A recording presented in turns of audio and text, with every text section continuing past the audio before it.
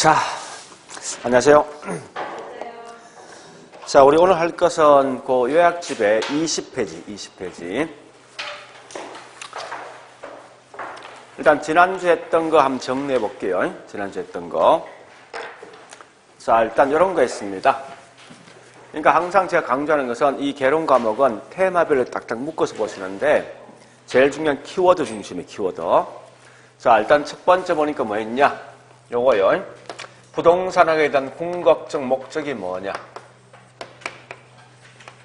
그냥 쭉 한번 들어보시라고요. 그래서 원래 부동산학은 인간과 부동산 사이에서 발생했던 문제를 갖다가 해결해 줄 목적으로 만들어준 게 부동산학인데 그 중에 특히 뭐 있습니까? 다른 말로 관계를 개선한다 이렇게 보시면 돼요. 이런 건 실제 시험 내면 거의 틀린 답을 낼 수가 없어요. 그냥 이렇게 들어본 경우만 있으면 돼요. 근데 실제 중요한 건 두 번째 뭐냐? 이런 말이 중요하죠. 따라서 이런 문제를 해결할 수 있는 방법, 즉 연구 대상이 뭐냐? 이걸 좀 기억하셔야 돼요. 자, 우리가 알고 있는 연구 대상 크게 두 개 있죠. 그죠? 부동산 현상과 뭐가 있습니까? 부동산 활동이 있어요. 이렇게 좀 구분하시면서 특히 이제 현상 활동에 대한 중요한 내용은 뭐가 중요한가 하면요. 이 개념 항상 묻게 돼 있어요. 개념. 물었을 때 분명히 중요한 건 이 활동이 더 중요하겠죠. 활동에 대한 가장 핵심이 뭐예요? 가장 중요한 건 누가 개입하는 거예요? 사람이지. 그러니까 어쨌든 인간이 개입한 모든 건 전부 다 뭐 있습니까? 활동 속에 포함되어진다 보시면 돼요. 이렇게 내용을 좀 정리해 보시고. 자, 그 다음에 세 번째 보니까 아마 거의 답은 여기서 거의 결정될 겁니다. 즉 무슨 말이냐? 부동산에 대한 학문적 성격.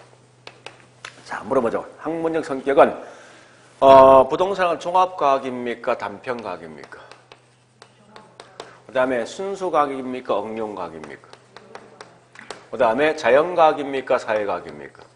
결국은 이거 이외에 우리 아마 책에 꽤 많은 내용이 있을 거예요. 성격 자체가. 근데 그 내용을 다 암기하지 말고 지문 딱 떴을 때 여기 있는 이 말만 쓰지 마라 이렇게 하시라고. 네? 거꾸로. 우리 한번 그 책 보니 뭐 있습니까? 부동산에 대한 성격이 보니까 앞에 가볼까요? 맨 앞에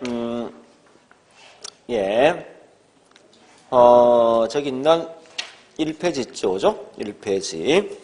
그러니까 1페이지 맨 앞에 핵심에 맨 밑에 핵심이 뭐 있습니까? 거기 있는 7번입니까? 그죠? 예, 그와 같은 많은 내용이 있지만 그걸 굳이 암기하려고 생각하지 말라는 거예요. 그 내용보다 오히려 중요한 것은 이런 말만 없어 무조건 맞다라고 보시면 안 돼. 거꾸로. 그 다음에 하나 더 뭐 있는가 하면 결국은 이 부동산을 공부할 때 어떻게 공부할 것인가 접근 방법이 있는데 그게 두 가지 방식만 하시면 돼요. 물론 이거 이외에 굉장히 많은 얘기가 있지만 다 필요 없습니다. 가장 중요한 딱 두 개인데요. 자, 첫 번째가 뭐 있냐? 종합식 접근 방식이 있어요. 두 번째, 의사결정론적 접근 방식이 있어요.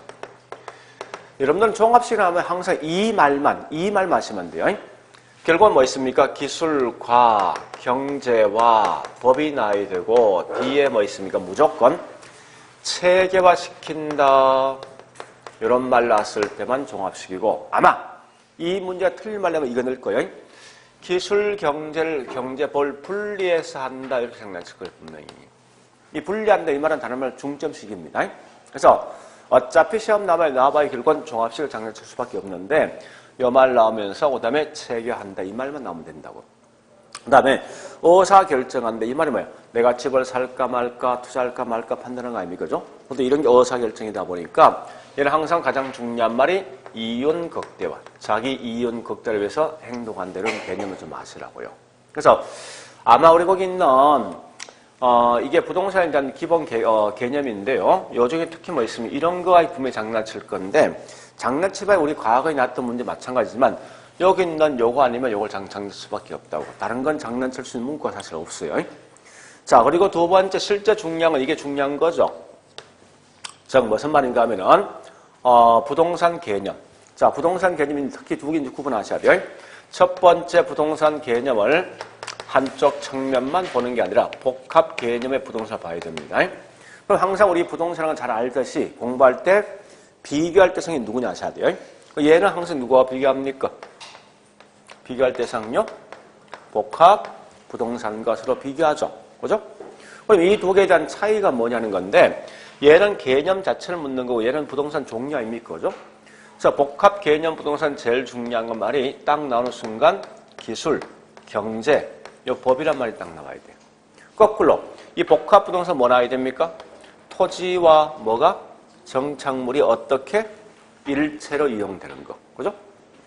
즉 하나로 결합된 상태의 말 딱 나오지. 나오는 순간 이건 복합 부동산. 그러니까 이거 서로 비교하셔야 됩니다. 근데 훨씬 더 중요한 건 복합 개념 부동산이 더 중요합니까? 아니면 복합 부동산이 더 중요합니까? 이게 더 중요하겠지. 결국 얘가 시험 나올 수밖에 없는 거네요. 그래서 이때 보니까 좋다.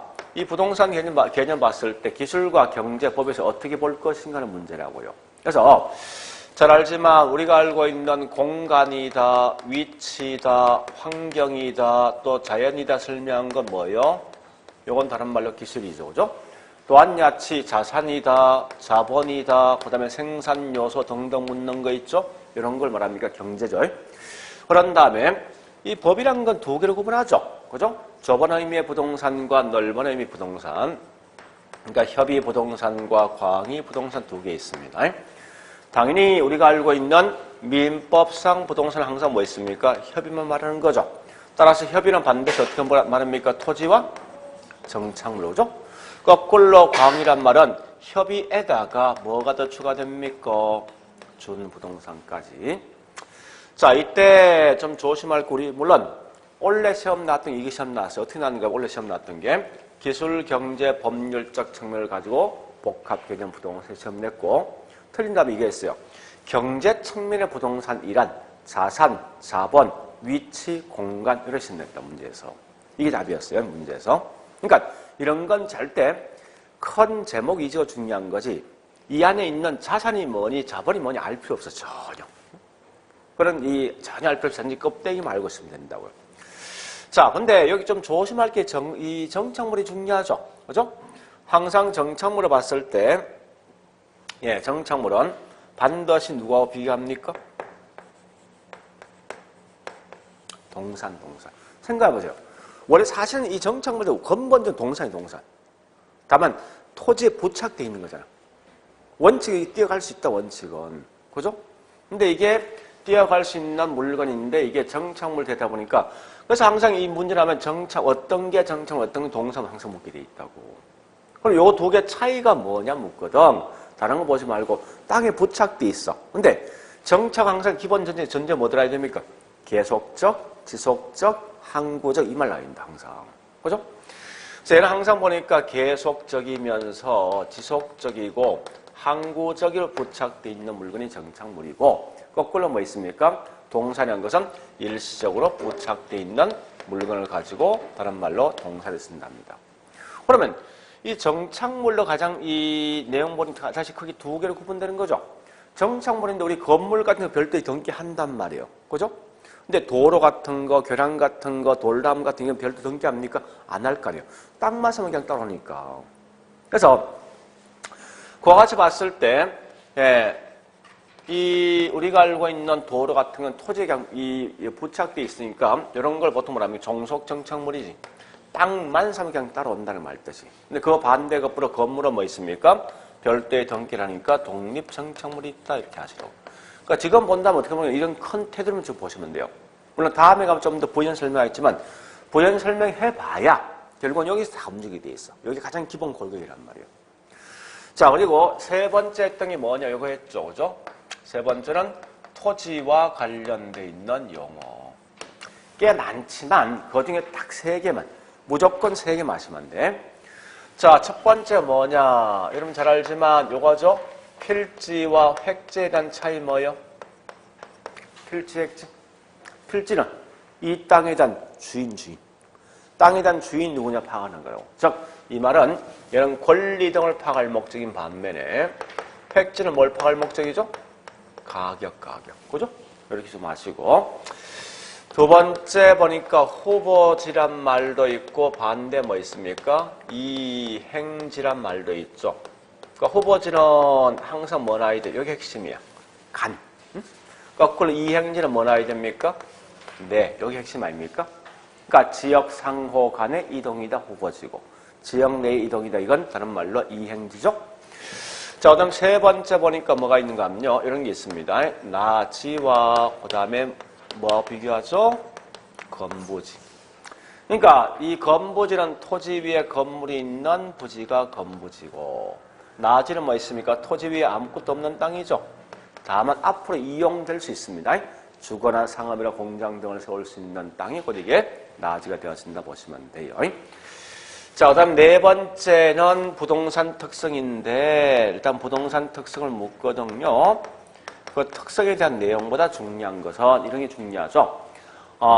우리 현재 부동산 특성 중에서 자연적 특성과 인문 특성이 있을 거예요. 그 기본 개념 보시는데 항상 부동산 특성은 중요한 말은 일반 재화들과 서로 비교하면 그 내용을 쉽게 따라갈 수 있는 거예요. 그래서 분필은 이동할 수 있죠.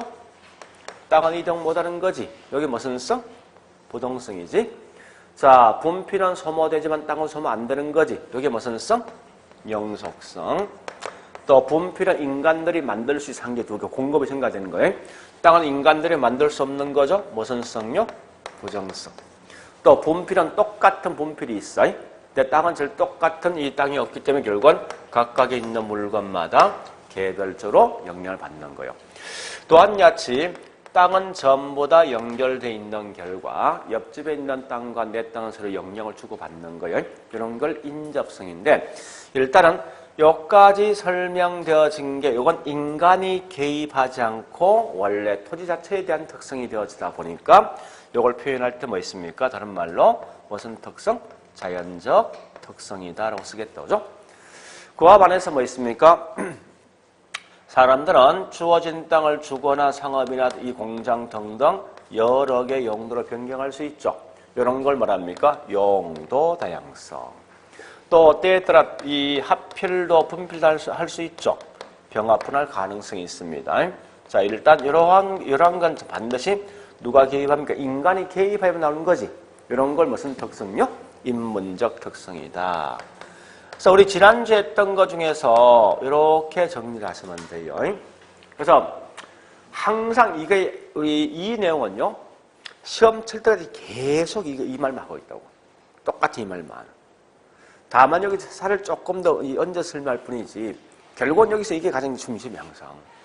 그래서 우리 지금 하고 있는 지난주에 했던 총론 자체는 이 정도에서 그냥 딱 끝내시라고요. 자, 이제 오늘 할 건데, 자, 오늘 할 것은요. 그리고 제가 자꾸 프린트를 내줄 목적은 이건 철저하게 올려놓은 전략이 뭔가 하면 기출된 문제가 계속 내줄 거야. 왜냐하면 우리 작년의 문제 마찬가지야. 결국은 80% 뭔가 기출된 문제 그대로 나온 거예요. 똑같이. 말만 조금 바꾼 거지. 이런 거예요. 결국 핵심 뭔가 하면 나 원조 온다 이게 핵심이야. 모든 내용은. 근데 원조는데 방식이 여러 가지 방식이 있을 거 아니에요. 그러니까 부연 설명 쭉 해주잖아요. 그죠? 그 부연설은 아무 의미 없는 거야. 이 개론감은 무슨 말? 이 말입니다. 자, 다시 설명하면 키워드 중에 키워드. 누구는 뭐다는 거예요. 그러니까 원주 간다 이게 핵심이라고. 중간에 어떻게 가겠다 이거는 아무 의미 없는 거예요. 이 개론감 자체는. 그러니까 자꾸 해서 내용을 자꾸 보시면서 이 설명 길죠. 길면 키워드는 쭉쭉 끌고 가보시라고. 그 중간 과정 싹 버리시고. 그래서 어쨌든 이제 원래는 자꾸 이제 목적이 뭔가 하면 무조건 뭐 있습니까? 여기 있는 기출문제 위주로 계속 내줄 거예요. 어차피 거의 기출문제라는 게 80%는 똑같이 나오니까. 그래서 또 우리 지금 11월, 12월 달 이 기출문제 내줄 목적은요. 이렇게 시험 나왔다는 거예요. 이게 전부 기출문제니까. 이렇게 공부하시라는 거예요. 그러니까 제일 중요한 게 뭐 이런 겁니다. 제가 쭉 보니까요. 어떤 분은 6개월 만에 되는 분이 있어. 어떤 분은 10년 동안 공부한 사람이 있어요. 실제.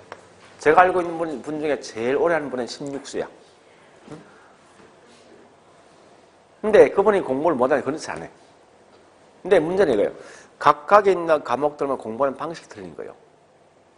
그러니까 제일 중요한 건 뭔가 하면 11, 12는 다른 거 하려고 생각하지 말고 제가 항상 강조하지만 복습하려고 생각하지 마. 예습 필요 없는 거예요. 그냥 수업만 듣고, 그죠? 그냥 앉아있는 연습 시작하시고, 그 다음에 수업 들으면서 단지, 이 파트는 이렇게 공부해야 되는구나, 이거 아시라고. 더 중요한 건, 분명히 우리 민법 들어보고 개론 들어봤지 않습니까? 보니까 약간 방향이 다르죠. 설명에 대한 방향이 다르고 좀 다를 거예요. 그러니까 그 과목에 대한 특성을 얼마나 빨리 안 따라서 6개월만 합격한 사람도 있고 오랜 동안 공부한 사람이 있단 말이에요. 그러니까 공부에 대한 방식을 알고 있으면 빨리 합격할 수 있어요. 그래서 우리 지금 다 이 6과목 다 하고 있으니까 제일 중요한 건 과목들마다 어떻게 공부하는지를 빨리 캐치하시라고요. 그래서 그 2달 동안 쭉 그것만 생각하시고 다른 건 그냥 쭉 넘어가시라고. 어차피 1월달 가면 다시 새로 할 거니까. 그죠? 아주 오래 생각하시면서 가볍게. 또 이왕 공부하는 것 좀 즐겁게 해야 될 거 아닙니까? 자, 그 다음에, 네. 이제 20페이지.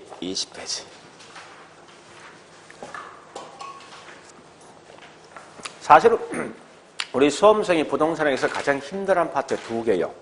그게 뭔가 하면 오늘 하고 있는 그래프야, 그래프. 그런데 이 그래프는 지금 안 잡아놓으면요, 시험 칠 때 계속 발목 잡히는 거예요, 이게. 그다음 2번째 하는 게 뭐 있냐? 계산 문제야. 근데 계산 문제 매년 7개 나왔지만, 그 중에 여러분 좀 생각하셔야 돼. 산수 문제가 있고 수학 문제가 있어. 다른 거예요. 산수는 결국 뭐 있습니까? 플러스 마이너스 이것만 할 수 있으면 된다고. 그런 게 보통 한 3개 나오거든요. 수학 문제 한 3개 나온다고.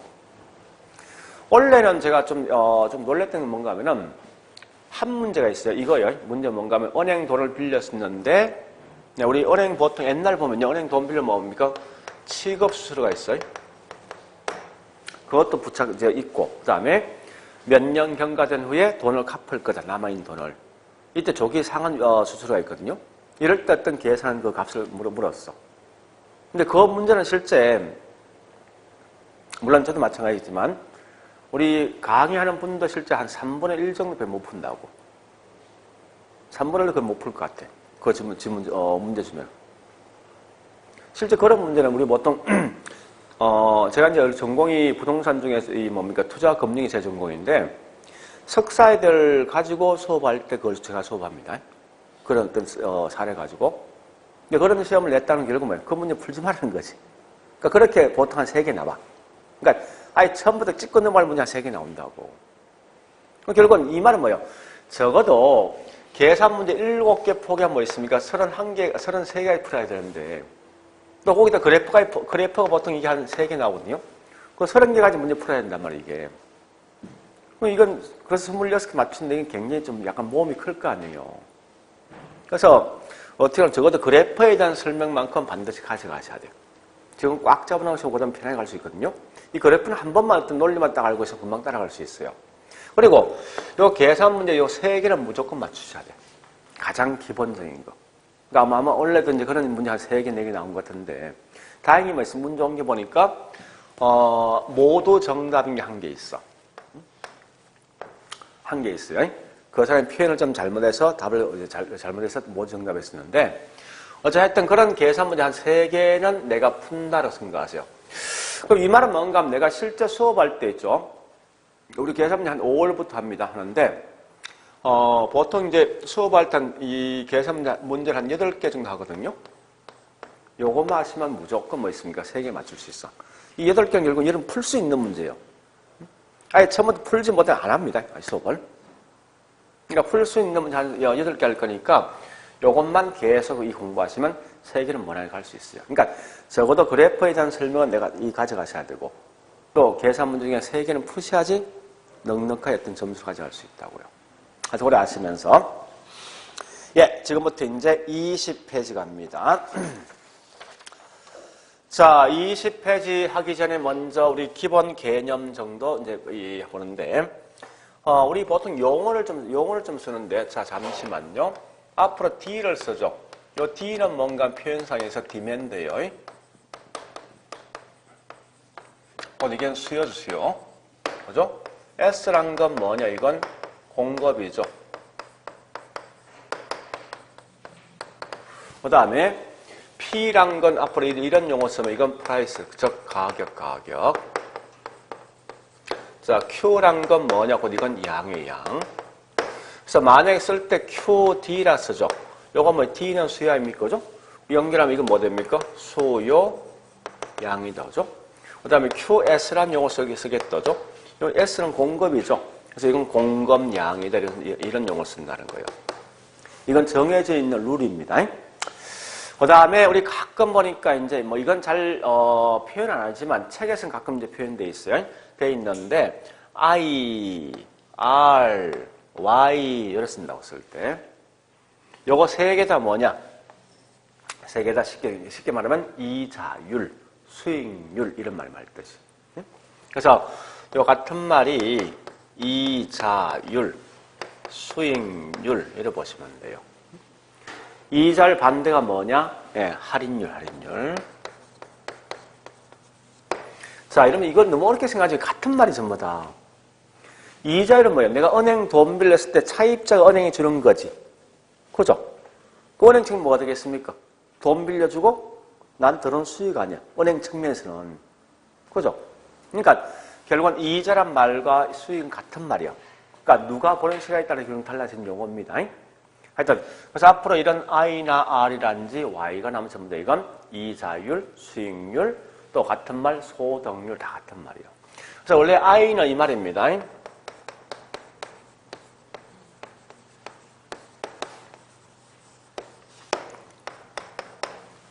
자, 요 R이라는 것은 이 말이거든요. Rate of Return. 그런 말인데, 그러니까 이렇게 보통 쓰거든요. yield rate. 그러니까 전부 다 뭐예요? 이게 이자율, 요건 리턴, 되돌려 받는 거예요. 여기에 수익률. 우리가 알고 있는. 그 다음에 이게 뭐 있습니까? 다른 말로 이것도 수익률입니다. 그 다음에 또 뭐 있습니까?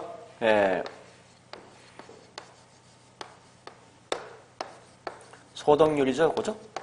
이런 걸 보통 약자를 그냥 I라 쓴다 했을 때. 그래서 앞으로 이제 우리 표현상 보니까 뭐 I, R, Y를 쓰면요.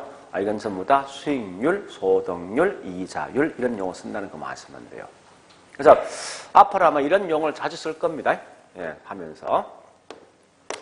자, 그럼 지금부터 이제 뭘 할 건가 하면요. 요거 해보죠. 경제란 거는 지금 하고 경제론입니다. 자, 우리 이것부터 해보자. 시장이라는 것은 반드시 어떤 게 있어야만 시장이 형성될 것 같아. 시장은 장소야. 그죠? 뭐가 있어야 됩니까? 시장에서. 응? 물건이 있어야 돼. 또, 살 수 있는 수요자, 또, 팔 수 있는 공급자. 그 다음에 그러한 것이 뭐 있습니까? 이 매매가 될 수 있는 장소. 그죠? 그럼 네 가지 요건이 갖춰 있을 때 시장이 형성될 거 아니에요. 그럼 결국 이 말 아닙니까?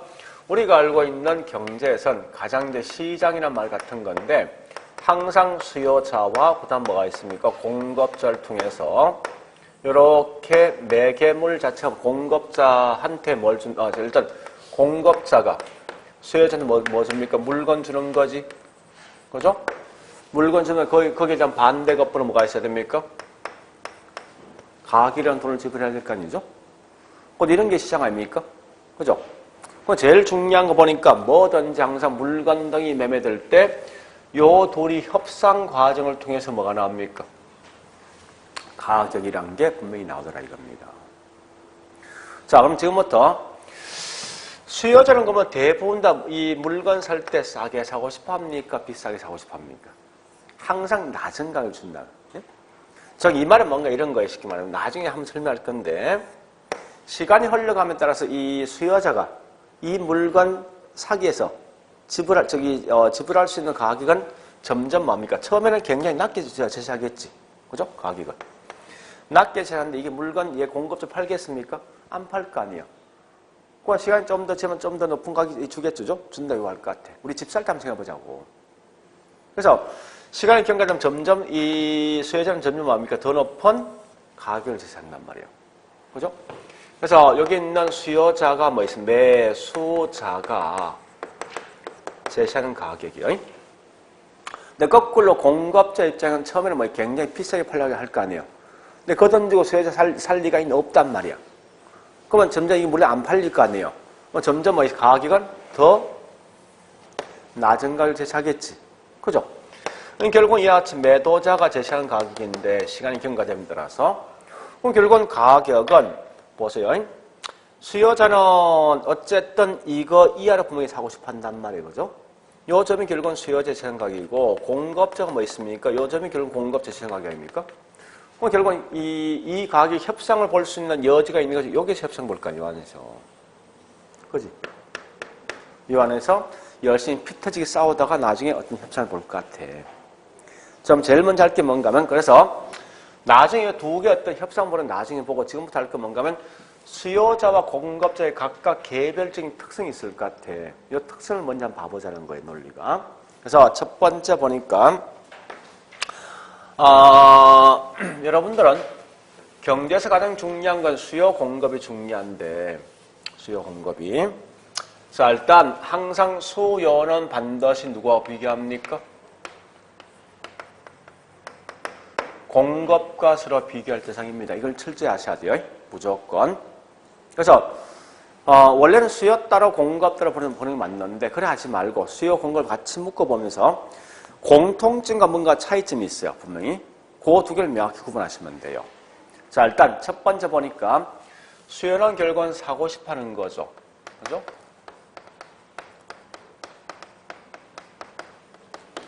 공급은 뭐 있습니까? 말 그대로 팔고 싶어하는 건 아닙니까? 논리상 보니까. 자, 그러면 여기 첫 번째 우리 거기 20페이지 가보는데요. 이래서 놨거든요. 자, 개념 첫 번째 개념 갑니다. 개념 중에 중요한 건 앞에 반드시 자, 이것부터 해보죠. 술 좋아하죠. 뜬금없는데 보통 얼마 먹습니까? 소주? 2병. 많이 먹는 거요? 한 달 동안 먹는 양인데? 1시간 동안 먹는 양인데? 달라지는 거지. 그럼 제일 중요한 뭐예요? 앞에 뭐가 있어야 될 거 아니에요? 언제까지 먹는 양이 중요한 거 아니에요? 그러면 그 뒤에 양이 많다 저도 표현할 수 있는 거 아니에요? 그죠? 그러니까 항상 뭐든지 중요한 것은 수요이든 공급이든 제일 중요한 게 언제까지는 그걸 먼저 파악해야 돼요. 여기서 볼 게 뭐냐? 첫 번째 이겁니다. 개념에서. 이게 제일 중요한 거예요. 언제까지, 이란 말 뜻이 뭔가 크게 두 개 있습니다. 이게 뭔가 하면 유량이란 말과 반대 저량이란 말이 있어요, 이게. 그래서 일단 유량이란 말은 다른 말 흘러간다, 플로우란 개념이고 저량이란 말은 스톡이란 개념이 있죠?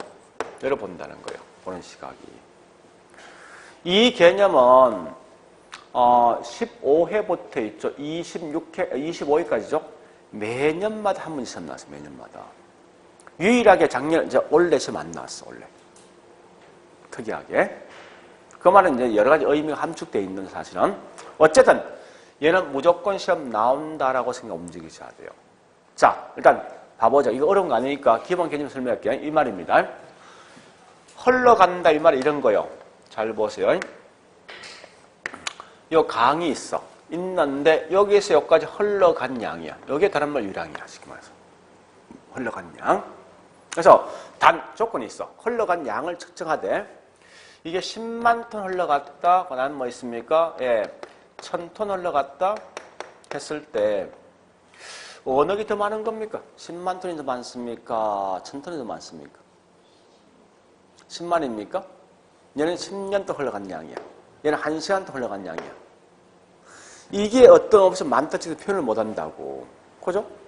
그러니까 제일 중요한 말은 기간이란 말은 즉 다른 말로 유량이란 말은 뭔가 하면 반드시 언제부터 언제까지라는 단서가 있어야 돼요.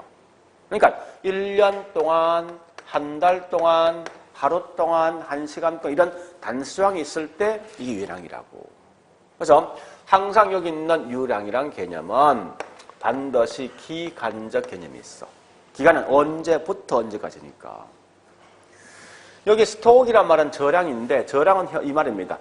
저량, 축적되어진 양, 담겨져 있는 양이에요. 여기 현재 물컵이 있죠. 물컵에 담겨져 있는 양, 이게 저량이죠. 그럼 얘는 뭐 있습니까? 특정한 시점이야. 현 순간 시에 담겨진 양이라고 이게. 그래서 항상 보니까 예, 여기 있는 저량이란 말은 특정한 시점을 가지고 본다는 볼 때. 여기 꽤 중요한 거예요. 그러면서 자 다시 상대적이지만 누가 기간이 더 긴 거예요? 유량입니까? 저량입니까? 유량이지. 유량은 언제부터 언제까지고 저량은 현재 있는 순간순간. 그러니까 이 유량을 가지고 다른 말로 우린 장기란 말, 장기란 용어를 쓴다고. 거꾸로 저량은 뭐 있습니까? 단기란 용어를 쓴다고 쓸 때. 또한 야치 그러면 우리 집을 짓는 건 장기입니까? 단기입니까? 장기지, 그죠? 그래서 결국은 보니까 항상 신규 주택과 서로 관련된 말은 유량이고 거꾸로 지금 현재 남아있는 주택이 있죠? 이런 걸 말하냐? 기존 주택 같은 말이 뭐냐? 재고 주택입니다. 이런 건 저량 속에 포함된다고 보시면 돼요. 자, 어쨌든 여러분 다른 건 몰라도 여기 있는 요 세 개만큼은 반드시 기억하셔야 돼요. 물론 이거 이외에 나중에 우리 기본 수능 알겠지만 엄청난 많은 예가 있어요. 있는데 그걸 다 볼 필요는 없지만 어쨌든 요 정도까지 가장 중요한 거예요. 나중 가면 제가 설명하겠지만 요 두 개에 대한 구분 기준 딱 나왔을 때 어떤 새로운 용어 나오죠. 나오면 안 되면 가장 좋은 방식이 있어요. 앞에서 했죠. 어떤 말 딱 나왔을 때 1년 동안 요 말 딱 집어넣어서 말이 되지. 되면 이건 무조건 유량이야. 말이 안 되지. 요건 저량이라고. 안 되거든 뭐 있습니까? 여기다가 현재란 말을 딱 집어넣어 보시라고. 그럼 무조건 말이 되게 돼 있어. 즉 무슨 말이냐? 자, 우리 가격이란 말과 임대료, 인구 이런 걸 가지고 한번 따져보자고. 아니 어떤 게 유량, 어떤 게 저량될 것인지. 자, 일단 10억, 1억, 30만 명 이렇게 보죠. 원주시의 집값이 1년 동안 1년 집어넣습니다. 1년 동안 집값 10억이다. 말 됩니까? 뭔가 이상하잖아. 그지? 그러면보다 현재 집값 10억. 훨씬 깔끔하지. 얘는 뭐가 돼? 저량이지. 그지? 자, 임대료. 1년 임대료 1억. 말 됩니까? 월 임대료 1억. 말 됩니까? 되잖아. 말 표현 자체가. 그죠? 되면 이건 뭐예요? 유량이고. 원주시 인구가 1년 동안 30만 명? 뭔가 이상해. 현재 인구 30만 훨씬 깔끔하지. 요건 뭐 됩니까? 저량. 이렇게 간다고. 하여튼 이렇게 이제 푸는 방식이 있어요. 그래서 그건 나중에 하시고, 지금은 중요한 건 요것만 딱 기억하자고. 요것만. 자, 일단 요 개념은 꽤 중요한데, 어쨌든 유량이란 말과 저량은 반드시 구분하셔야 다른 건 몰라도.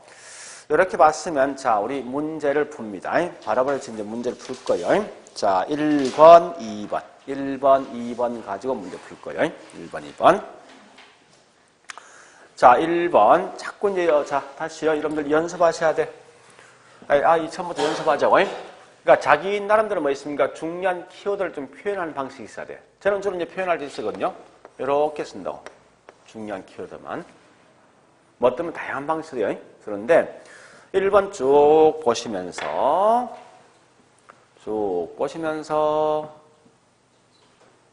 봤습니까? 자, 이제 키워드 갑니다. 기간, 저량, 이게 키워드예요. 다른 거 없지 않습니까? 그죠? 기간과 저량은 연관성? 있다, 없다? 없다. 그럼 틀린 거 아니야. 그죠? 기간 나면 뒤에 뭐 써야 돼? 그렇지. 유량 써야 되지. 유량. 일단 그렇게 이제 답을 찾는 거예요. 그 다음 두 번째 2번 갑니다.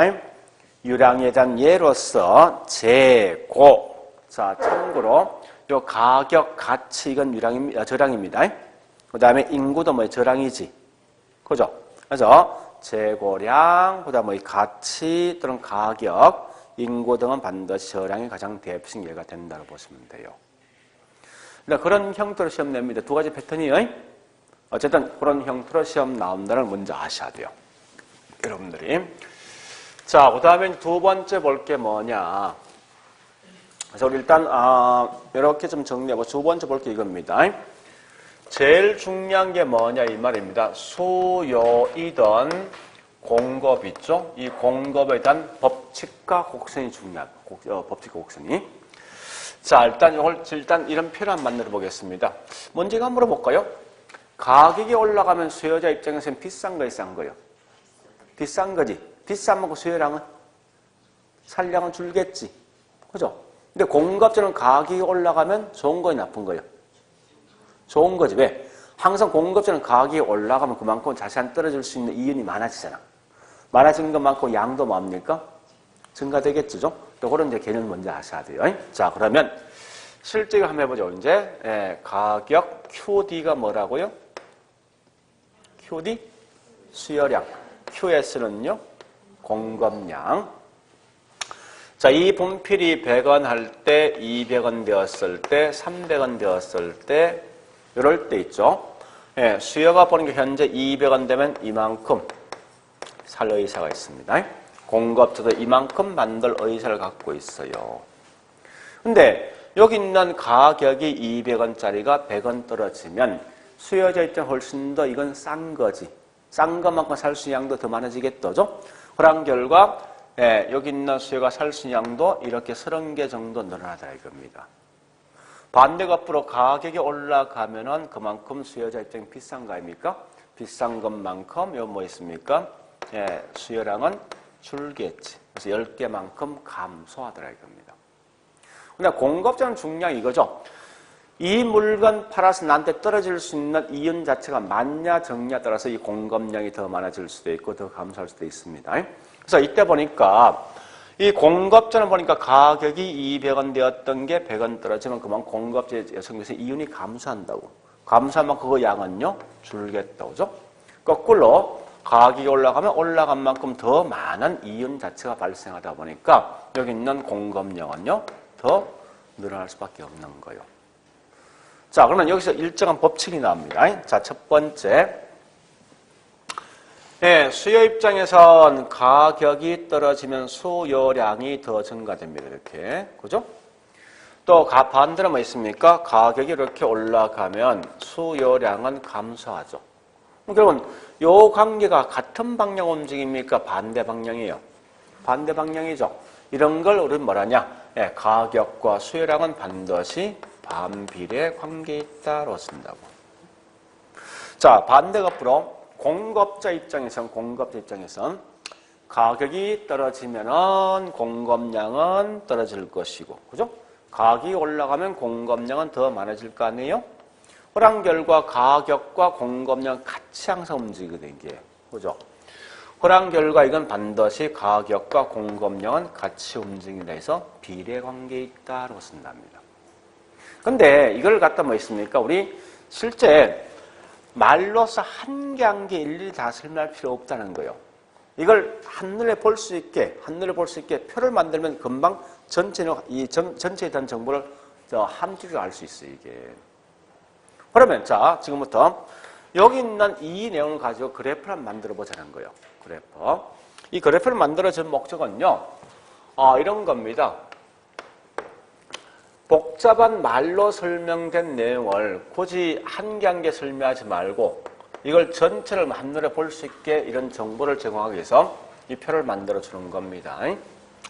자, 이렇게 표를 만들어 주는데, 자, 꼭 아실 건 앞으로 있죠. 무조건 우린 세로축은 가격선이에요, 가격선. 이건 약속된 이겁니다. 그다음에 가로축은 뭐냐? 무조건 양이에요. 지금 하고 있는 게 수요면 수요량에 대한 설명이라고. 반대가 앞으로 공급도 뭐 있습니까? 공급 이렇게 양이 있다는 거예요. 자, 일단 여기 있는 요즘 0되겠죠? 그러면 가격은 100원 하고 200원 되고 그다음 뭐 있습니까? 300원 되었을 때 10, 20, 30개가 있습니다. 여기 있는 요 두 개 조합을 쭉 해보자고 이제. 해보니까 100원 하니까 내가 30개 정도 살 수 있죠. 또 200원 되면 결국 뭐 있습니까? 20개 정도 살 수 있다. 그죠? 그 다음에 저기 있는 300원 되면 몇 개 삽니까? 10개 정도 살 의사 있는 거 아니에요. 여기 있는 요 표를 그냥 그대로 표를 만들었어요. 그럼 이 두 개에 있는 요 점들을 전부 다 연결해 보니까 이러한 곡선이 나오겠네. 이런 곡선이. 자, 그럼 이 곡선 일념법이 분명히 중요합니다. 먼저 할 때 이거 아셔야 돼. 가격이라는 것은 비싸고 싸다 이걸 우리말로 표현하면 어떻게 표현하면 여기 가격이잖아. 이 가격이 비싸, 여기 더 비싼 거지. 그죠? 이게 싼 거지.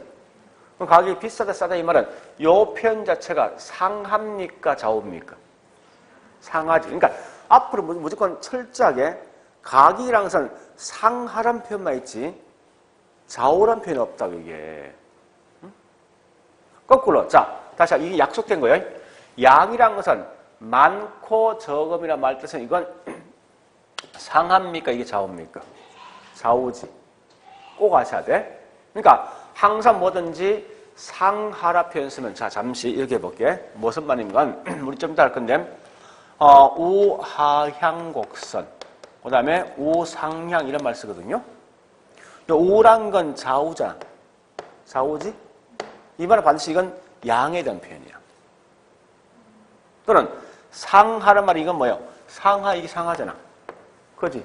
얘는 무조건 가격에 대한 표현이라고. 이 말은 뭐예요? 요거든 좀 이따 하겠지만 양이 우측으로 가기 위해선 가격이 뭐예요? 떨어진다는 말 뜻이.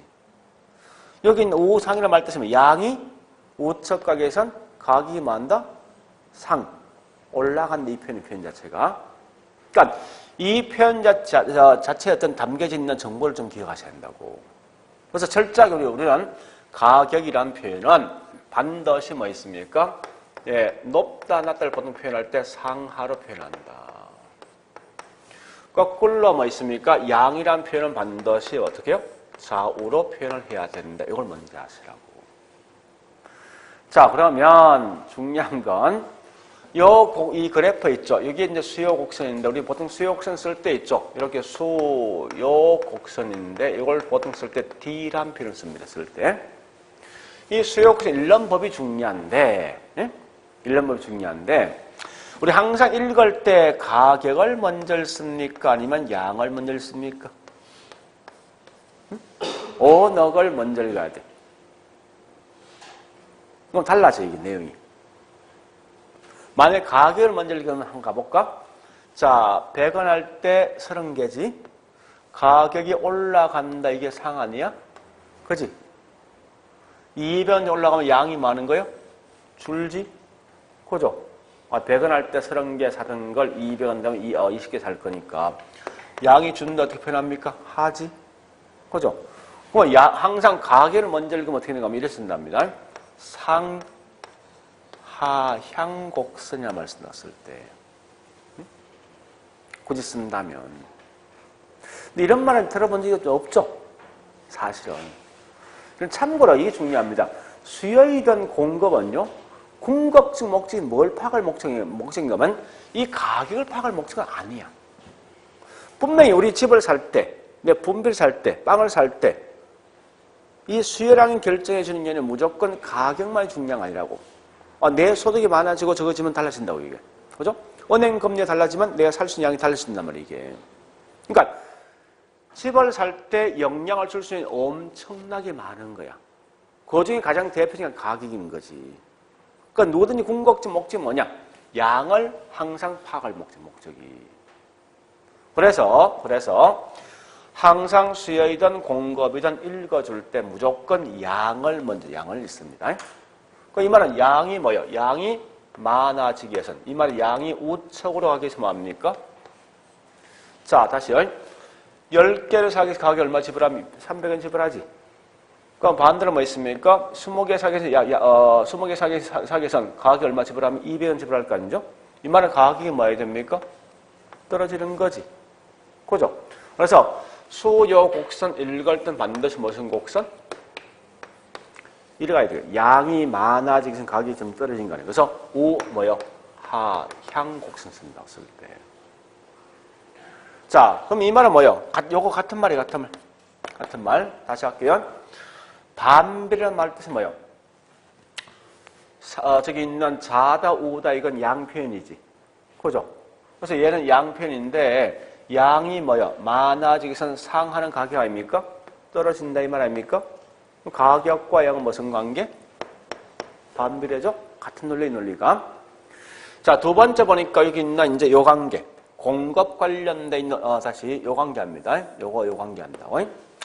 일단은 표현상에 보니까 얘가 뭐 있습니까? 100원 할 때, 그 다음에 200원 되었을 때, 그 다음에 300원 되었을 때, 이 양이 10개, 20개, 30개 있습니다. 자, 가격이 100원 할 때 보니까 내가 현재 몇 개, 팔 의사 있습니까? 10개죠? 200원 되면요? 네, 20개. 그 다음에 300원 되면요? 예, 30개죠. 이렇게 팔 의사 있다고. 여기 있는 점들을 전부 다 연결해보면 이렇게 되겠네. 그죠? 이런 곡선이 나온다는 거예요. 지금 현재 설명하고 있는 게 공급 설명하고 있지? 그래서 이게 뭐냐? 우리가 알고 있는 공급 곡선이 되어진다. 이걸 먼저 아시라고요. 공급 곡선 일론법이 중요할 거 아니에요. 그죠? 그래서, 자, 양이 뭐요? 많아지기 위해서는 가격도 뭐 해야 돼? 올라가야 되지. 그죠?